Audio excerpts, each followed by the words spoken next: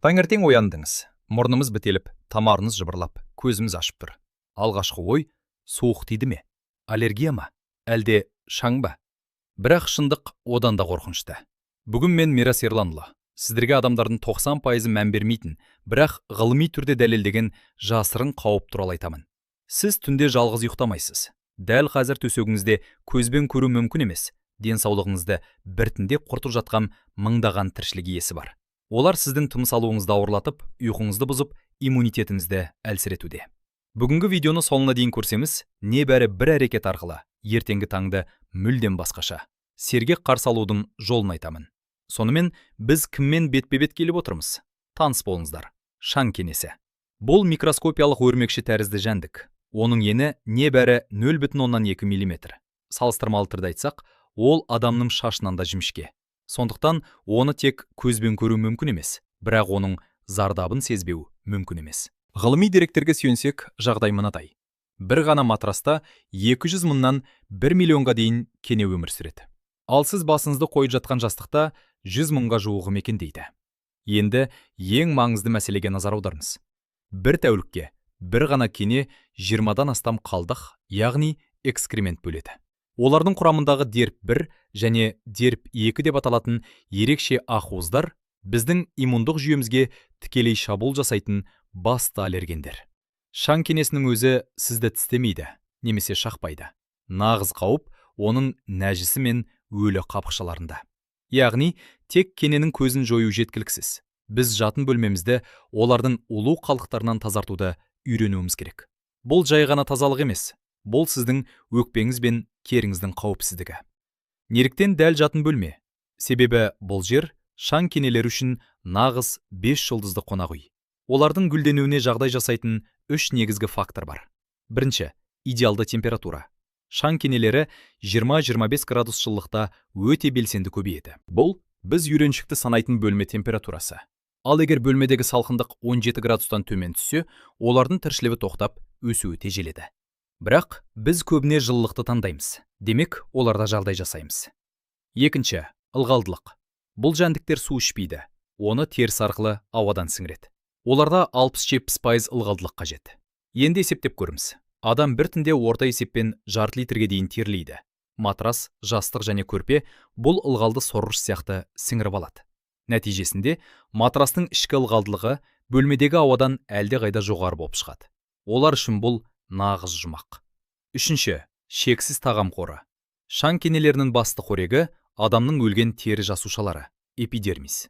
Бір адам тәулігіне орта есеппен 1-1,5 грамм өлі тері жоғалтады. Бұл шағын ғана мөлшер болып көрінгенмен, 1 миллион кенені бір ай бойы асырауға толық жетеді. 1 грамм шаңның ішінде жүздеген кененің өмір сүруі міне осы тағамның молдығынан. Қысқаша айтқанда, сіз ұйықтайтын орын жылы, ылғалды және тамаққа толы. Олар бұл жерден кеткісі келмейтіні сондықтан. Дүниежүзілік денсаулық сақтау ұйымының деректеріне сүйенсек, жер бетіндегі халықтың 20-30% осы шаң кенесінің аллергендеріне өте сезімтал. Ең өкініштісі, демікпе, астма ауруына шалдыққандардың 80%-ында басты себепкер немесе ауруды қоздырушы фактор осы кішкентай жәндіктер. Ал балалар арасында бұл көрсеткіш 70%-ға дейін жетеді. Өзіңізді тексеру үшін осы негізгі белгілерге назар аударыңыздар.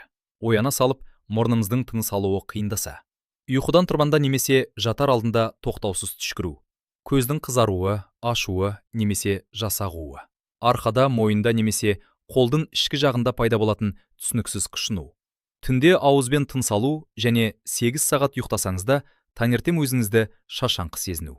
Халық арасында аллергиялық жөтел деп аталатын құрғақ жөтел. Жағымсыз белгілердің барлығы таңертең басталу себебі, сіз 8 сағат бойы кенелер мен олардың улу қалдықтарына өте жақын жатасыз. Сіз басыңызды жастыққа қойып, матраста қозғалған сайын миллиондаған аллергендер ауаға көтеріледі. Сіз оларды тікелей өкпеңізге жұтасыз. Бұл түні бойы аллергиялық бомбаның үстінде жатқанмен бірдей. Енді ең маңызды, практикалық бөлімге көшейік. Барлығымыз шаң кенесімен бір шатырдың астында өмір сүреміз, бірақ денсаулығымыз бұған әртүрлі жауап береді. Олардың шабуылына ең осал топтар кімдер деген сұраққа жауап берейін. Демікпесі бар жандар. Кенелер тек аллергия тудырып қоймайды, олар демікпенің асқынуына себеп болып, тыныс алуды қиындатады. 6 жасқа дейінгі балалар, олардың иммундық жүйесі әлі толық қалыптаспаған. Сондықтан ағзасы кез келген сыртқы тітіркендіргішке өте сезімтал келеді.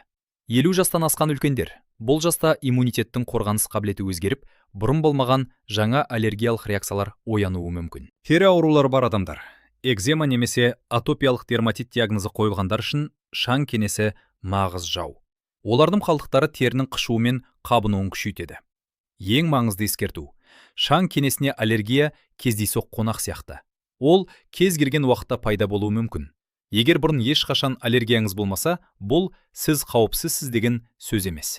Тұрақты стресс, ауыр сырқаттан кейін иммунитеттің төмендеуі немесе жаңа пәтерге көшу сияқты жағдайлар ағзаңызда аллергиялық сезімталдықты кенеттен оятуы мүмкін. Сондықтан менде бәрі жақсы деп бейжай қарауға болмайды. Алдын алу ең тиімді ем. Енді ең бастысы, осы шақырусыз қонақтардан қалай құтыламыз? Міне, ғылыми дәлелденген 7 қадам.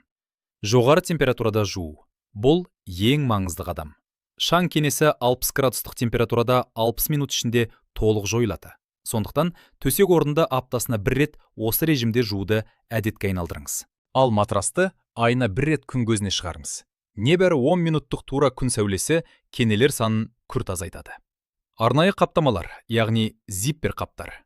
Матрас пен жастыққа арналған антикене қаптамаларын қолданыңыз. Олардың матасы соншалықты тығыз, тіпті микроскопиялық кенелерде олардың аллергендері де өте алмайды. Зерттеулер мұндай қаптардың аллерген деңгейін 80%-ға дейін төмендететінін дәлелдеген. Ылғалдылықты бақылау. Бөлмедегі ылғалдылықты 50-ден төмен ұстаңыз. Кенелер құрғақ ауада тіршілік ете алмайды. Тұрмыстық дүкеннен гигрометр сатып алып, ылғалдылықты қадағалаңыз және бөлмені жиі желдетіңіз. HEPA фильтрлі шаңсорғыш. Кәдімгі шаңсорғыш кенені сорғанмен, оның ұсақ аллергендерін қайтадан ауаға шашады.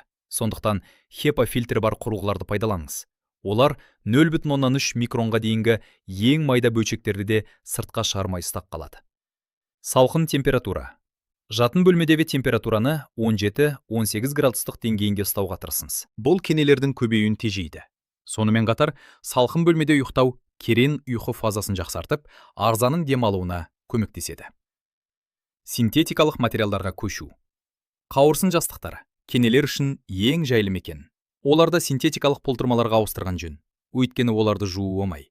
Есте сақтаңыз, 3-5 жыл пайдаланылған жастық салмағының 10% тек кенелер мен олардың қалдықтарынан тұруы мүмкін. Клемнен бас тарту. Жатын бөлмедегі клем кенелердің бас штабы. Егер мүмкіндік болса, оны алып тастап, ламинат немесе паркетті таңдаңыз.